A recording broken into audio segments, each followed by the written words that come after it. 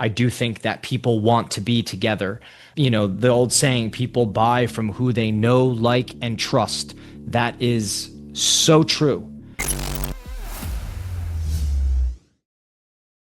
What is going on, everybody? Welcome to Event Marketing Redefined Live. I am your host, Matt Kleinrock, CEO of Rockway Exhibits and Events. Haven't been on in a minute. Cody handled last time, and from what I saw and what I heard, she did a phenomenal job, and she's coming for my job, so I need to do very well today. Today's show, right? The coolest, smartest event ideas we've seen and why they've worked. Let me first introduce Joe and Evas, right? So who we have here is we have Joe Rivers, and Joe is the global experience. He's the manager, global experiential marketing for Dolby Laboratories. And Joe has a bit of an agency side and producer side in his background.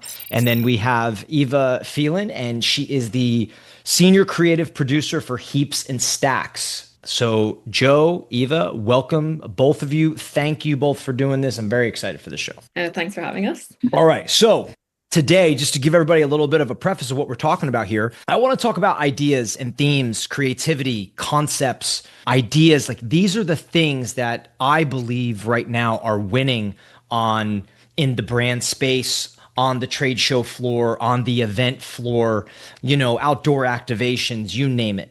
I kind of always go back to, when I think about this topic all the time, I want people to kind of keep this in the back of their mind as we're talking about these things. And as we have a deck that we're going to show you today a little bit that we can walk through. But what I want you to consider is this.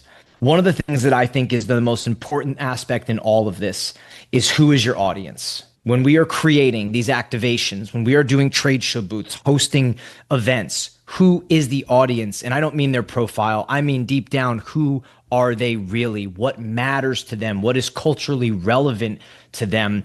What are they seeking? What are they trying to accomplish? I think this is something that a lot of brands miss the step. They jump over the step and they just want to do something cool. So I want you to keep that in the back of your mind, because I believe it's a bit of a process. And I think a lot of great work comes from starting there, as well as what you're trying to accomplish, right? Beginning with the end in mind. So where I want to start is, I was actually on LinkedIn this morning, and from Eva and I following each other, or whichever, there is a woman named Jody Porter, who I now want to try and get on the show, that I don't know, but I think I know now because of Eva. She's the head of experience for Formula One. And she had a post on LinkedIn, and basically they had rolled out 3 new experiences at the Formula One race. I don't remember the location that they did it at, but she posted about it. She showed a bunch of images. It was super cool. So 3 separate experiences. I believe one was a speakeasy. I believe the other was sort of like a era by era style museum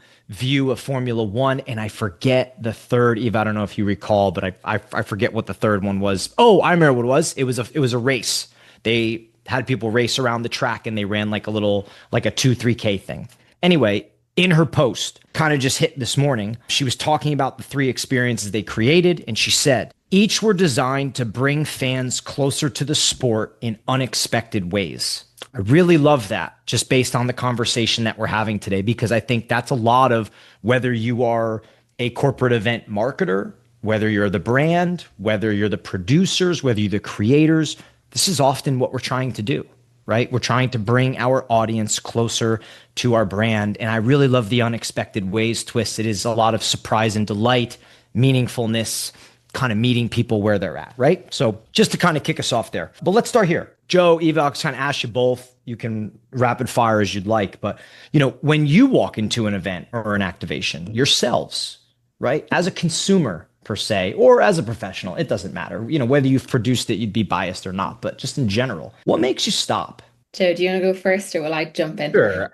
I guess I have to take a step back and say to you, Matt, that actually, I do go at events and activations as a consumer, because time and time again, there are people within the industry, whether you're brand or agency, that go into these things and they already look for the things that could be better. We've done it all the time, right? We always look at the littlest things, when in reality, the person who's just attending this event as a consumer or just a participant is like, wow, this is the best thing I've ever experienced, because they're not in it, right? So I do try to take, at every single time I've ever attended something, or at least if I'm in a city where there is something that is going on, case in point, Meow Wolf being one of those, what can I go do to experience this and get inspired and resonate with me emotionally, like from a, cathartic standpoint. And so I don't know if there's something that always stands out, right away, but I do like to then put my hat on, my experiential event hat on and kind of say like, what was their why? You mentioned like who is the audience. I tend to look at the why as the first and foremost thing of like, why is this here? Why did this brand show up? Why is this partnership happening? Let's say, like, that's my ultimate question. I kind of go in and I go like, why is this here? Why am I here? And let's see like what happens from there and then how it's done, So that's kind of my first and foremost introductory, thought when I go into an activation or an event. Eva, what I about you? think, yeah, I think I'm the same. I love to go to a pop-up at the weekend when it's not too busy. I think when I first moved to London, I used to go to a pop-up every weekend just because I couldn't get enough during the week. But it's so interesting to see how brands are activating and, how they're kind of jumping on trends and then the brands that are also setting trends. And I think for me, it's about like the small details when you go to an event, like what have the brand thought about?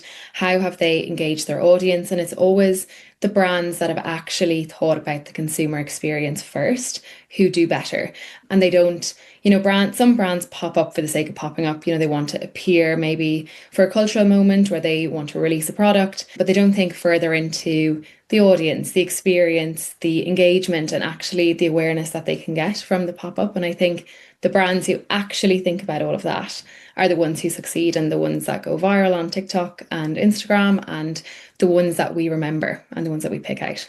I love that. I was thinking to myself as I asked you both the question. I think I am a sucker for like being visually drawn to something. I just am. It's like if you do something different, unique, creative, it grabs my attention. It always have. It always has. Like I give you a really good example. A few years ago, I went to a college football game and there's all types of like beer and liquor and thing activations going on. But there was one in particular, and the way they framed their setting up, they had this massive blow up football field, almost like a bounce house, but it had these big end zone goals at the top and it had branding. It was Mike's Hard Lemonade. It was their whole brand that they had. And just from a visual standpoint, again, you have to imagine being down at like grounds where there's a field and football and everything.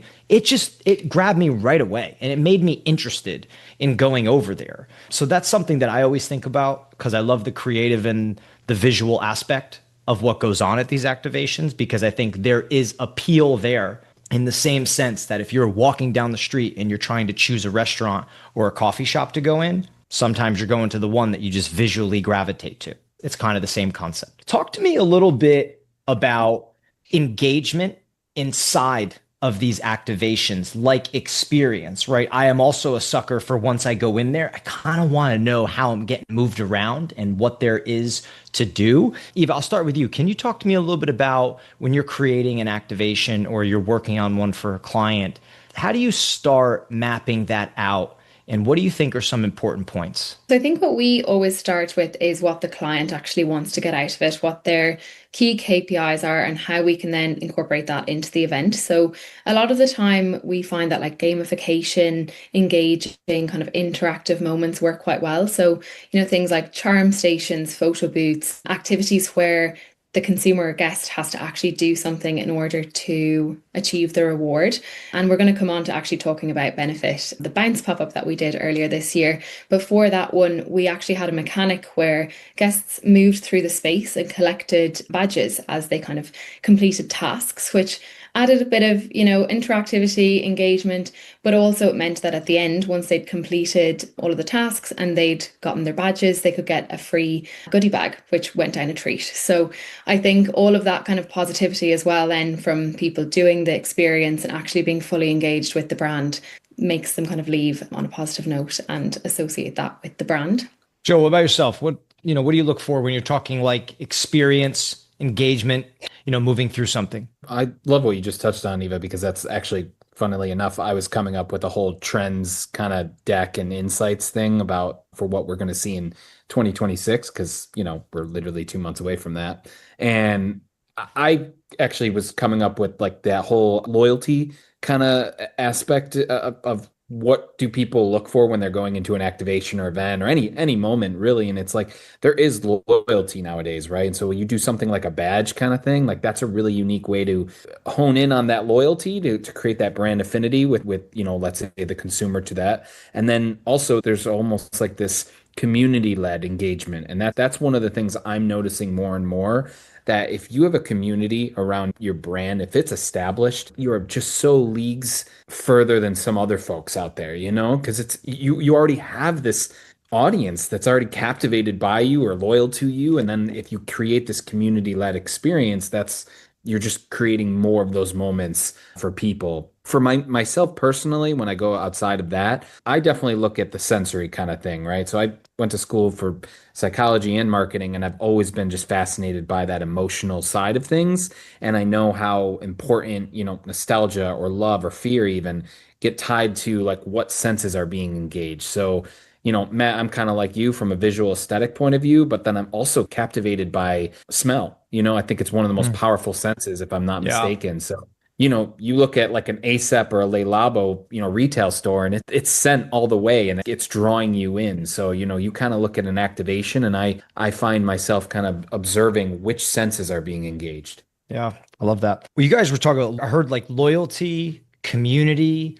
It's kind of leading me into what I think is popular, not popular right now, but well, it's popular, but I think it's necessary, which is like community, sense of belonging, people, being together and feeling like they are seen and heard. Is that kind of what you're touching on there in a sense of what you're trying to make people feel when they're at these activations? I mean, for me, yes, absolutely. I think that's the utmost important thing is what do you want them to feel and how are you going to achieve that? I mean, Eva, I don't know if you want to touch on that more too, but No, I think yeah, that's super important. I think, when you're creating an event, the consumer and that kind of community should be first and foremost, and that's how brands kind of get further. So yeah, definitely an important one to think about. When we're working on ideas and sort of starting to craft a concept, a theme, an idea, Eva, I'll start with you. How do you know when an idea is strong enough to cut through the noise, right? Like you've gotten past the phase of working on, the why, the audience, the where, and you're starting to put everything together. You're starting to throw ideas against the wall as to like, hey, let's have them do this and set it up. It should look like this. We want to hand these out and then have them go over here. And, what gives you conviction as to like, man, this is going to work, or like this is really the direction we need to push? Well, I feel like I can't take much credit. We have got an amazing team of creatives at Heaps and Stacks. So the ideas and the concepts that they are able to come up with really make our job so easy then as producers, being able to bring that to life. And, we always go into client meetings and kind of new business meetings being super confident in our ideas because we've done the research, we've looked into the audience. And I suppose it's about not really jumping on the trends, but staying ahead of the trends. I think, in our industry, there's a pop-up now almost every day in cities all over the world. It's kind of hard to keep up, although I do try. And I think it's just about watching all of that, but then thinking, like Joe, you said, about what's next year's trend's going to be, and trying to get ahead of, the coffee carts, and it's probably going to be hot chocolate for Christmas and everything that brands kind of sometimes do for the sake of it. But then you've got brands who actually push the boundaries and do new things and really kind of, yeah, just go a little bit further out of the box. Do either of you think that there's a bit of a line with like doing something different or out of the box just for the sake of it versus doing something different and out of the box that's calculated? Because I do think, it is difficult to trend set. It is difficult to, I know a lot of event managers feel sometimes like they constantly have to roll something different out. They did this great thing. It's cool for 20 minutes. Their CEO is like, loved it. What are we doing next year? Right? Like that kind of is where it goes. So I personally feel like there's a line where it has to be intentional versus just like, let's just do anything just to be different. Any thoughts on kind of where that line is? yeah, I mean, authenticity matters, right? Like we could Yeah, do all I the love that. research, Yeah. we can do all the research we want, and Gen Z will always say like we connect the most to brands that are being authentic or genuine with their, values and whatnot. I'd say that for any generation, honestly. But, Yeah. one of the key things when I say authenticity matters is look at Pinterest. I've seen them do the tattoo parlor at a lot of activations that they started, I think in Cannes a few years back. And Judy Lee, who's their head of experiential, has always said, that's a huge component of theirs that people love it. They're going to bring that back tried and true because it's what people want, but they do push the boundaries on other aspects of things too. So I think there's a healthy balance. That line that you're mentioning, yeah, there probably is one, but I think there should be an authentic approach toward, okay, is this who we are? And is it just tried and true and people enjoy it? Yeah. And then what's the other thing that maybe we can do to attract other individuals and more people that would be, apt to, maybe they don't want to do a tattoo thing and they want to do something else. So I think there's a level of experimentation and then, traditional things that they've done in the past. So I like that you use the word authenticity, Joe, because I think people smell bullshit, right? Like people do, they just know. It's like a feeling sometimes, whether it's with a person or whether it's with a brand. That makes me think a lot of the apparel brand Gymshark. I think they do a really good job of like being themselves, and they do a lot of activations. They do a lot of really cool things, but I always find a tie from their activation to their values, which I love. And that always makes me kind of feel like they are really, living who they are. And there's hey, this is what we're all about. And a lot of it is their customers. And then, those activations all tie in. I want to take a question before we get to our deck because we have a question and I love to reward questions. This question's from Michelle. Michelle, how are you? I hope you're doing great. Michelle was recently a guest on the show, did phenomenal. Michelle says, how do you train your teams who are working the activations? What resources do you provide them? I'll start just by saying, Michelle, I think having some form of 1 or 2 pager that breaks everything down for me is huge and is key because everybody being on the same page really matters. But I'll let Joe, Eva, either of you want to take this. How do you train your teams who are working on activations? What resources do you provide? I feel like I'm always doing staff trainings for events. So fire away. This is a good one. I think we've had so many events where you can actually see the staff who maybe don't know the brand or haven't received the same training as the time you've then spent on other ones. So I think for us, we always do, like you said, I wouldn't say a 2-pager, it's probably more like a 10-pager with loads and loads of details. And we always set up a briefing call because I think it's nice for you to meet the staff, to meet each other ahead of actually going on site and spending all that time together. And then we usually set up a WhatsApp chat just to basically stay in comms. And we report at the end of each day what went well, what we could improve the next day. And I think it's just about constantly having that communication to make sure the event is going as well as it can and improve anything that you can actually work on. I like the WhatsApp while it's going on. I love that. Communication. I mean, Eva, you're hitting the nail on the head there. It's always communication. If I put myself back into my brand ambassador shoes when I started out in the industry, like over 10 years ago, that's just being a BA with no idea what's even going on other than, just hours I'm supposed to be working. And I mean, you would want to have at least an understanding from, everyone and have that communication. That's probably the best and most important resource you can have. Love that. I know when just from our personal standpoint, when we've activated and we've done our own stuff, our own trade show booths or podcasts or activations at events, I'm super keen on talking to my team about the way we're trying to move people, the audience, like where are we trying to move them physically as well as, emotionally, like what's the conversation we're trying to have? What are some of the rejections you may face? What's some of the, times to stand back, times to move up and have the discussions? And I think overall, like what does the whole experience look like? Making sure people are clear on what that is. So, I think it's just a really important element of it because sometimes it can just be odd. People show up and you have someone that doesn't know what they're doing, kind of makes it stale for a second. All right, let's go to our deck here. I'm going to share my screen. Joe, I think you're up first with some examples that you've kind of picked out to walk through. So what we're going to do is we're going to show you this deck and then basically, hopefully this come up. Joe, Eva, let me know when this comes up. Yeah, it's up for me. Yep. Fantastic. Okay. So basically what we want to do for you today live as you're here is we've pulled some examples, a few examples from Joe, a few examples from Eva, and we're just going to kind of walk through like what made them good, what makes them stand out in terms of being like, ideas for engaging audiences and why these activations work. So we'll, any questions on these as we roll through, feel free to fire them in the Q&A. There's a Q&A down at the bottom of your screen, and those questions will funnel to me. If you put them in the chat, they'll find a way to me as well. So let's kick off here first. Joe, I'll let you start. I know we have a few from Meow Wolf here in different locations, which I think is super cool. So I'll kind of let you start here and take it over.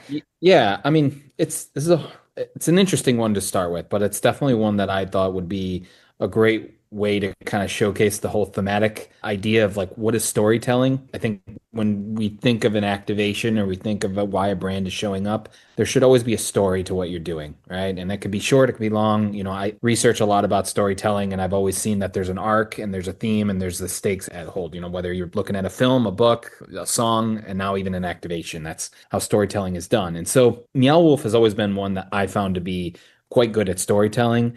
Now, you're right. We do have a bunch of different ones in here, I think, from Meow Wolf. I'm going to go just from a linear path, like of my life. And I went to the OG one in Santa Fe, New Mexico, and that was back in my tour managing days, like in I think we 20. have that one, don't we? I think it's on the next one. There it is. And I found it to be, I mean, that was far before I ever really had a ton of experience in this world. And I just thought, wow, this is extremely immersive from the point of view of things that you can do, senses engaged, and the storytelling that was being done, right?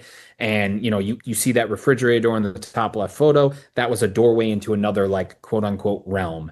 And so, That's awesome. these little moments where you're going into a room and it's all like black and white, or the carpet was on the side of the walls were carpet, like shag carpet and stuff. And so you could touch and feel that. Some people could say there's probably elements of like maybe you should be on something else while experiencing this, but you can be anything you'd want. So it's just something like I've always found that this brand started out as like an art installation and wanted to get very independent artists to create this world, essentially Meow Wolf. And then that expanded. People caught on. Not a lot of people go to Santa Fe, New Mexico, but it is actually quite a really amazing town. And now you see it growing ever more. Like each Meow Wolf has a different story that they're telling in immersive type of ways. So the Omega Mart in Vegas, that one, the first one I ever went to after Santa Fe, I was blown away by the fact that what you see in the top left photo again is a grocery store that has some very intricate and weird kind of, it's almost like a Stranger Things kind of vibe. And yet, when you walk into the other world part of it, which is the rest of those photos, it becomes a whole new landscape of immersion and storytelling and just like visual and other kind of aesthetics that just really transform the whole space. And you just feel like you're in it. I was told I only spent an hour and a half there. I've been to that one multiple times, but I was told to get the full story of the Omega Mart version, you'd actually have to spend 3 to 4 hours in that space to like go through a story Wow. that is actually being told. Like each one has a very intricate and thematic story going on. And so then there's more, now there's the one at Denver, then there's the one in Grapevine, Texas. I just pulled the one in Denver up. Each one, again, very different, has a lot of these colors and everything, right? And then, like, I guess that is what makes it so different. But it's again like going up and touching different things or interacting with different things. And it becomes almost like a theme park, if you will. And I know a lot of trends these days, people are saying like festivalization or how do you create your own world? And that's where the whole theme park idea comes from. And that's essentially what Meow Wolf is doing. It's something that you can go in, you can experience, and you can't get it anywhere else. They have one now in LA, I believe, and now they're also, I think, building one in New York soon. And they popped up at different things too. They popped up at South by Southwest and had a little kind of Meow Wolf pop-up experience. And it's to me one of those brands and those moments that you just go, how do you tell someone this without them, they have to go and Yeah. experience, they have to go and do it. And that to me You kind of can't. you can't. You almost can't, which is why it's such a funny example to start with, because it's like, I just need to tell people you have to go experience it and then you'll get Yeah. it. So, yeah. It's like one of the things as we're clicking through a couple of these things that like just I personally like that grabs my eye. One, that refrigerator in that like 90s kitchen that's cracked open that takes you into a different room.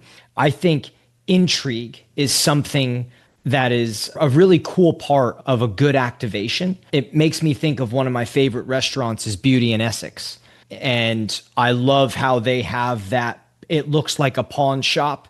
Then there's like a normal pawn shop with like glass cases. And then there's a door that just then takes you back into this very dark, chic restaurant. Like for me, from a restaurant experience, I just love it, right? But the intrigue of it gets me every time. The door, every time I'm walking in the restaurant, I'm just walking into a restaurant. But it takes you to a different place. You feel like you're in this speakeasy. You feel like you're in somewhere you shouldn't be or that you shouldn't have access to. There's just something cool about it. The other thing that I keep seeing in a lot of this with Meow Wolf is the concept of how flooring and lighting can travel you from one space to the next. Just as simple as the hallway in the Meow Wolf Vegas with the lighting channeling down the hall. There's an energy to it, right? Even if this is the entryway of going into an event or going into somewhere, it brings a level of, I don't want to say seriousness to it, but it like elevates everything that you're doing. So a few different things that I saw in here that I really like. Eve, I don't know if you have any thoughts on a couple of these that we've kicked around. Would love to hear it. Just that I want to go to see them. I feel like I'm in the wrong continent. I love the way they're so colorful. And like you said, that intrigue, that curiosity, I think people are inherently nosy. And if there's something to explore, they can't help themselves, but, go through the door or go through the space. And I think, these spaces really kind of play into that. And it just seems like a whole world. And we all hear the term world building nowadays. I think that this is a great example of that. I would love to see it. Oh, sorry, go ahead, Joe. No, I just wanted to agree. It really is. It's one of those.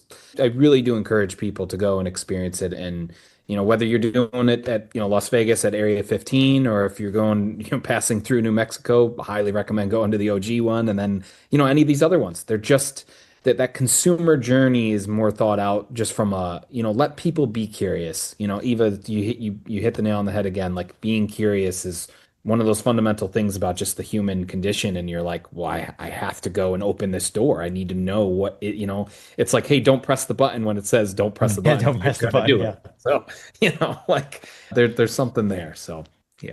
Yeah, I would really love to see, like I said, this line of thinking be carried into events, this eclectic style of decorating and theming and colors and lights.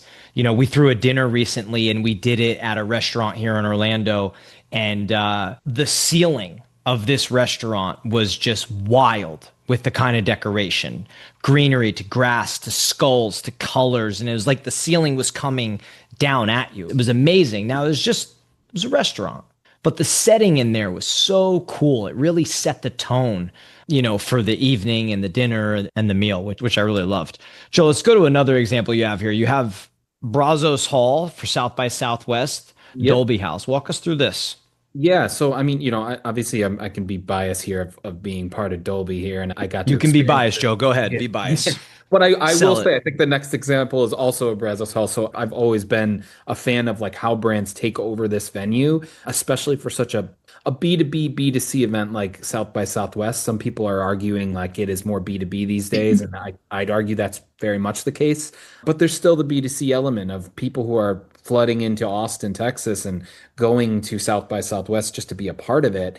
When a brand shows up and takes over Brazos Hall, it can be really transformative. And with Dolby, not being part of the team at that point, but going in and just being a consumer, going in and checking out the activation, I mean, the level of immersion and it was pretty profound. You see in the bottom left, they had a whole, living room demo space to actually kind of replicate that experience of what it would be like to have Dolby enabled products, both vision and Atmos for, sight and sound, what it would be like in your own living room, and so like just even that little, kind of demo space had such a huge impact. Same thing with like the car, they brought in a Mercedes Maybach to showcase the Dolby enabled, surround sound. And I mean, I don't know about you guys, but I don't sit in a lot of Maybachs in my life. And so sitting in that one was quite like, oh my God, this is luxury.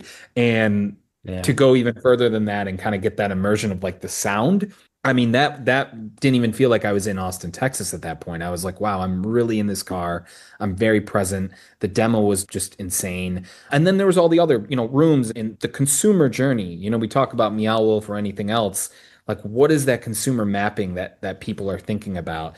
And Adobe really thought through that like extensively, along with just what will be each stop on the way. And that goes hand in hand with that one, actually. If you want to go on to the Porsche one. No, sorry. I got a quick finger over here, but I do want to say one of the things I really love about this, I was thinking while you're talking, is like how simple though, but yet putting people in a home environment with that sound and with the product and everything being used, it really does get you in a space where you can feel what it would be like to set this up in your own home. You know what I mean? It's a simple thing. It's not that people haven't done this before, but it's just the way that an activation like this is thinking. They're saying, I'm going to take this audience member and I'm going to put them in a scenario where they can feel something, not just see the speaker hanging off the wall or having the sound bar. You know what I mean? Like they're putting them in a situation where they can feel something. And I think that is so important to carve out. Same thing with the Maybach, right? It's the same concept. Dolby knows, again, biased thinking, but I will say,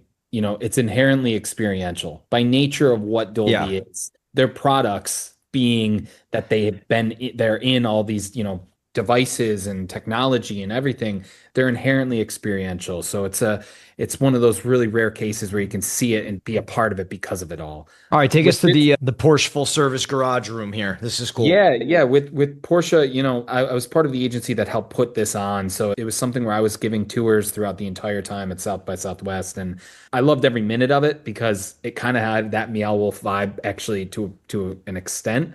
But what really stood out, because it was this whole Porsche full service. You walked in and it was at the bottom right, and it was like a kind of gas station thing. And then you would walk through this like car wash essentially. And then all of a sudden you came out and it was like that kind of motel vibe of like old school and garage and, auto shop kind of vibe type thing. And it was the whole Brazos Hall again was taken over and had a lot of color and a lot of aesthetic to it. The highlight for me, which ties back to the thing I said in the beginning, the senses being engaged. That's always been a highlight for me.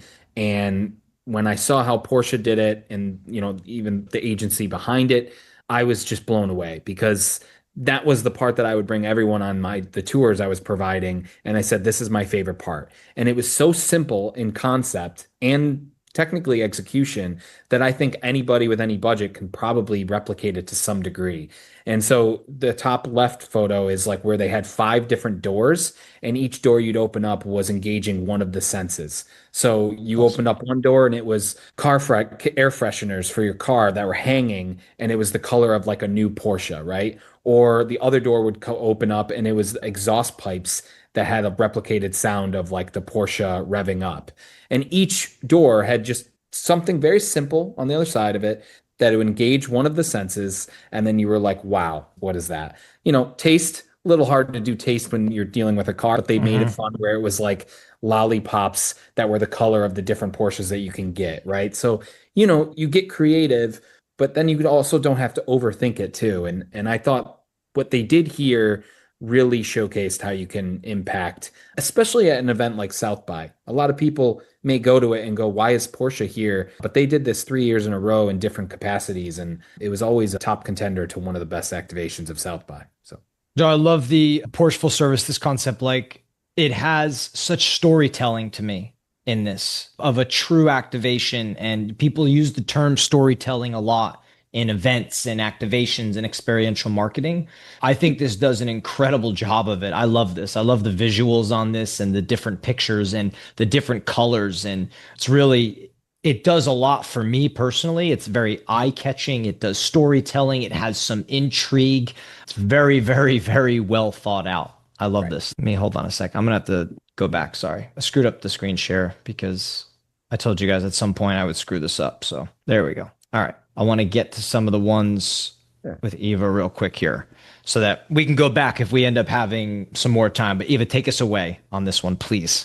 Yes, so like Joe with the Dolby one, I'm a little bit biased with this because this is an event that I actually produced with the amazing team with Heaps and Stacks back in September. And the concept was cafe. I know, cafes are quite a big trend. We see a lot of brands taking over cafes, but I think what Aborian did and what we helped them to do, and that worked really well, was we added in all of the kind of small details and really made sure that we put the guest journey first. So things like the interactive menu where guests could fill out, their kind of skincare concerns and shade matches as per the questions. And then depending on the result, they got a cloche, which you can see in the bottom right photo, delivered with kind of a custom receipt, which had a discount code. They got a sample to try. They got a bubble tea, kind of again nodding to the brand, and then also a shade matched chocolate. So there was a lot of ways that the brand kind of thought about this whole experience for the guest. And then you kind of moved into the second space of the venue, and we had this amazing cake display, again, nodding to the Korean tradition and kind of trend of lunchbox cakes. So we had for the press party a lunchbox cake decorating station, which was lots of fun with amazing icing. And then we also had a charm bar where guests could kind of customize their own phone charms. And I think a lot needs to be said as well for personalization elements to events. I think, you know, guests love it. It's a way to have something belong to the brand, but also to put your own spin on it. And it's a kind of a natural way of incorporating a gifted item then for guests. And we also had a photo booth. So it was actually a really nice cafe experience in London a couple of weeks ago. So yeah, maybe we Love can. it. I think a theme goes a long way, you know, like when it comes down to like ideas and details. And, you know, once you've developed the theme, you can really run with it and kind of pound it in the ground. And it looks like you all did an amazing job here of really immersing people, hitting the level of detail, creating like an actual experience that they were able to go through. And I think it feels very thoughtful in the sense that like the audience would appreciate the experience that they were going through. When you go through this, you know, people spent time, money, energy, resources to execute this, which I think is great. Let's go to your next one here. Yes. So touching on the benefit one that we mentioned earlier, this was the Benefit Bounce pop-up in February earlier this year. So it was to celebrate the launch of the new Bounce mascara from Benefit Cosmetics. And this one I think will probably go down as one of my all-time favorites. I think we got the brief from the client and we really just went for it. I think Benefit is known for being a brand that pops up with a lot of intention, a lot of themes. You know, they've done the Pour Wash before, which is like the car wash themed one. Last year they had the Benimart pop-ups, which were like this shopping kind of supermarket pop-ups in all of their kind of retail locations and their stores worldwide. And this year we kind of went a bit rogue, but also, you know, with the clients, we went down the route of basketball to tie in with bounce. And we created this experience, which was basically like a whole journey through a basketball kind of court, hoops. We had a Hall of Fame. We had a locker room. We also had your kind of exit through the gift shop moment. And this is the one where we had the different badges that guests could earn at different stations, which kind of added that gamified element. It meant that people were, you know, getting involved. You know, strangers were kind of talking to each other because they were all involved in the different areas. And it really felt like a community. And for such a small space, I think we really managed to immerse guests. It was a crazy install with a lot of color, a lot of vinyl and building, but the result was amazing. And we've actually been nominated for an award with the Drum Awards for this now. So excited to get the result of that in November. Yeah, good for you. This is cool. It's very visually appealing. It's well thought out, right? Which is cool. This is a great example. I hope you guys win that award. Duke Street, let's do this one. Yes, so this is the Duke Street entrance to Selfridges. And I suppose just talking about the space as a wider kind of concept, and then we can get into Miu Miu. I think everybody knows Selfridges for the corner shop. It's like their iconic spot where all the brands, you know, try and get that 10-day lease or whatever it is to fully bring in their brand, sell from the unit. And I think a lot of people forget about the Duke Street entrance, which is this kind of outdoor but covered pavilion where you can basically pop up with these type of kiosk or vehicle pop-ups. So we actually produced this one again back in September. I think it was the same week or the week before as Aborian, so we had a lot going on. But again, it's just like such a purposeful way to pop up with the brand. I think we were serving drinks. It was a launch of the perfume. And I think, you know, the three sides being open, it just meant that for a small space, it was kind of functional. It also looked amazing. I think the finish on this one specifically was Brock maybe serving ice cream or coffee. I think brands continue to cut through the noise of this space just because of where it is, and because I think it's Selfridges and the colours and everything, even though it's the same types of pop-ups, they still manage to actually make an impact, which is great. Very cool. I love it. Love it. Love it. So this is another one that happened last week. Stanley popped up. So again, what Stanley did was they were serving indigo lattes to kind of celebrate the launch of their new indigo color. And I suppose one thing to note with these pop-ups is brands do actually charge for the drinks. It's not always gifted. So I Mhm. think that can be another incentive for brands to actually take over this unit and activate more because they don't necessarily have to commit to the huge spend of gifting, consumers for 10 days, whether it's a product or a drink. So I think there's ways that brands can still actually get into the market and still Yeah. charge for their products. But they set up kind of a community-based run club. So they did that on the first day. I think they're doing another one while they're still open. And again, just ways of getting people together and making that kind of community aspect. I like that Stanley did this just on a color launch, right? I mean, nothing crazy, but like an indigo color, but becomes very memorable, becomes something you can tie to. Obviously, everything's an indigo, right? It has indigo flavors, indigo, all this cool stuff. So I think, like we tied back in the beginning, a lot of times you're going for surprise and delight. You're going for memorable. You're going for unique. You're going to make people remember you for a reason or reasons. And sometimes it doesn't have to be complex. It can be simple. It can be straightforward. There's nothing complex about this. It is straightforward, but it's fun. And it's like, if you like the brand, why not? All right, let's go. We did the Duke Street. Let's do your Viva Resort collection here.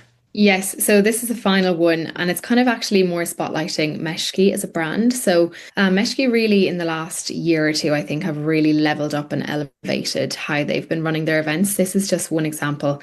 They did a press What is trip. Meshki, Eva? What for those of us that So don't know? it's a women's wear clothing brand. I Know knew. what I they want to are. make sure everybody else. No, I'm just kidding. I had no idea. A couple of years ago, obviously I knew the brand, and I think in the last maybe 1 to 2 years is when they've really stood out.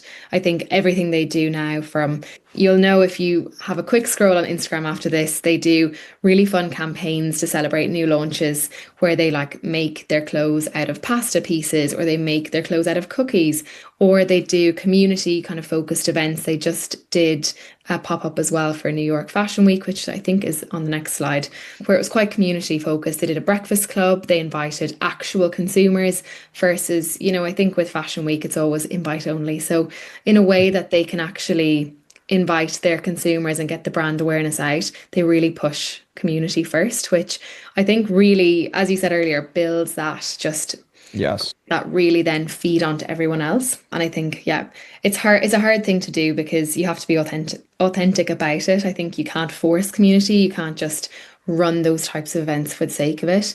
But when it works, it really works. And this is a great example of that. All right. I think you had one more. You have, yeah. You have the New York City Fashion Week. Go ahead. Yeah, no, so that was that one, the Breakfast Club.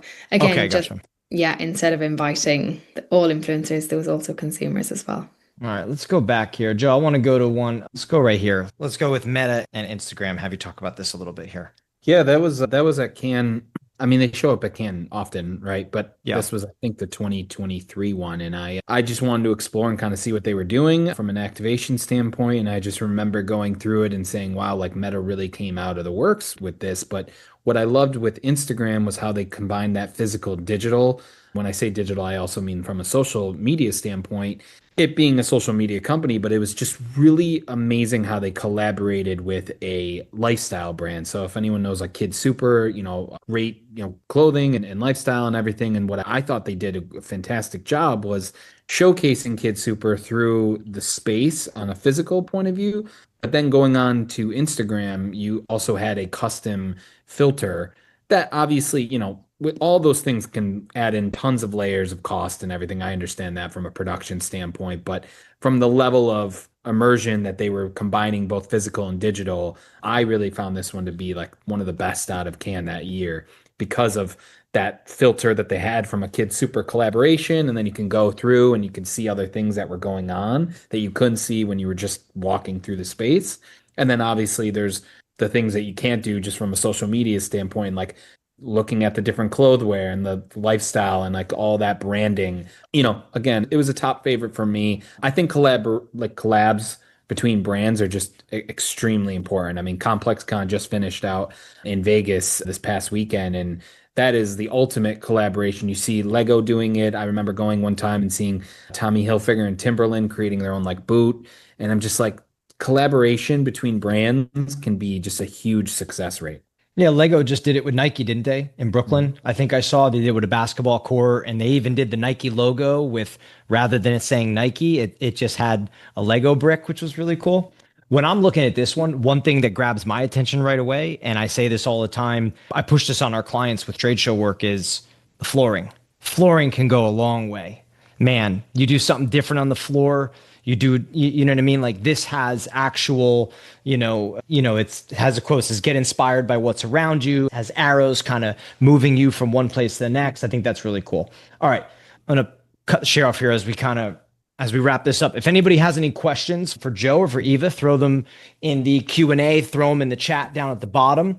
Eva, let me ask you this. Going through kind of that whole deck and a bit of the work that you and your company have put together, and what we showcased with Joe and Dolby, what do you think are some really good ingredients for a good brand activation? I mean, when you see all those examples and we're working through them, what do you think are some really good ingredients? I mean, there's many ingredients that need to go in the mixing bowl, but a few, I suppose, that stand out to me are always the details. I think the details are how you cut through the noise and you get the Yeah. content that brands always want.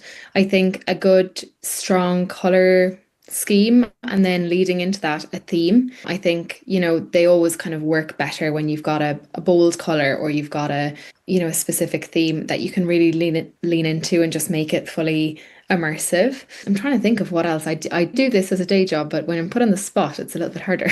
No, I think those are really good. I think you're on spot. Joe, what do you think? I mean, we just rolled through all those. What are some of the things that you're thinking there? What are the ingredients to good brand activation?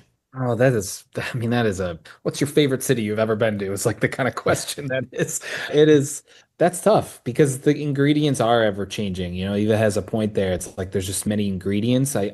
You could make an argument that, again, you go back to your original thing of like, go back to the basic questions, right? Like why and who, what, how.